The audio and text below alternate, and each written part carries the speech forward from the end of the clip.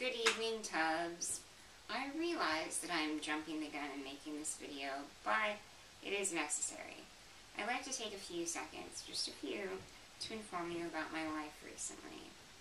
So this week, I came to the realization that if someone continues to break your heart, the simple solution is to just stop talking to them, which I know sounds really harsh, but it's not.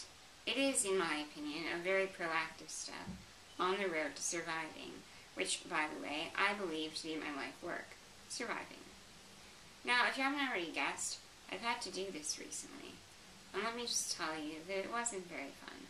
The first week was absolute hell. I would say that I kind of assumed that it might be how somebody that is going through withdrawal of a drug might feel, which again sounds really dramatic, but it's not, especially if you've poured your whole life and soul and heart into this person and you rely on them to make you happy, which I will admit isn't very healthy. But now, more than a week later, I feel absolutely amazing.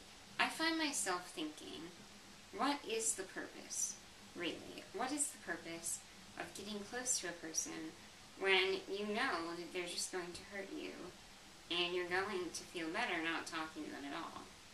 And Tubbs, I really don't know the answer, but I will say that I've come to believe, I think, that if you didn't get close to people, and if you didn't get hurt by them, and if you didn't let them hurt you, or that doesn't sound right, if you didn't get hurt by them, then, you would never be able to experience this amazing feeling of freedom that I'm experiencing right now, which I'm going to say is pretty glorious. Now, I realize that so far this has really had nothing to do with having a disability, but at the same time, it has everything to do with having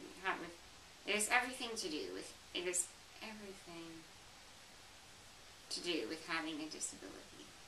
It is so extremely discouraging to have this thing that blocks you from getting close to people, or indeed them getting close to you. And don't get me wrong, I have some great friends, amazing friends, friends that I don't think would be as great if not for my disability. However, getting to this point is so much work.